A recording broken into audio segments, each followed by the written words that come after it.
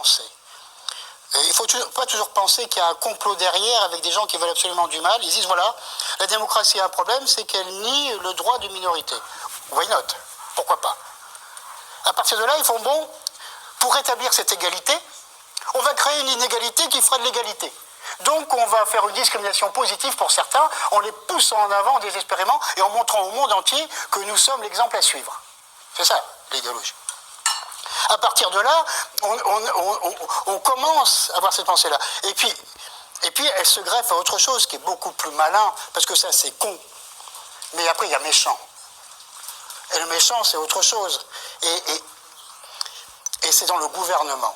Parce que, évidemment, c'est financé, il y a des millions d'euros, donc à partir de là, c'est très politique.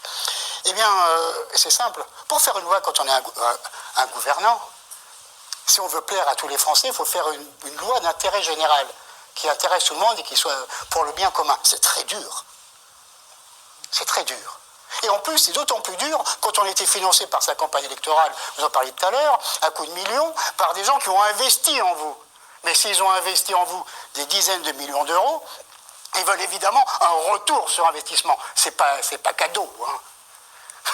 C'est une évidence. Alors à partir de là,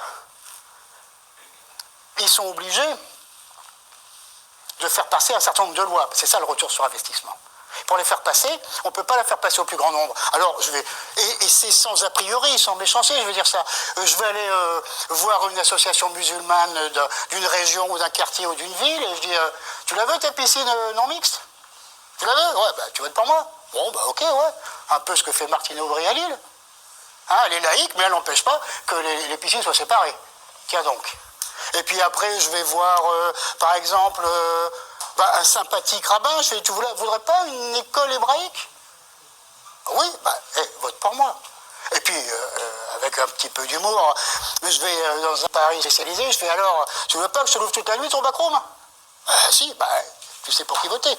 Comme ça, communauté par communauté, on a le vote, on achète. Et en vérité, c'est ça qui est méchant.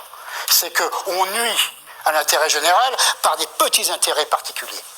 Et c'est pour ça que je pense que... Philippe, et après Stéphanie. Oui.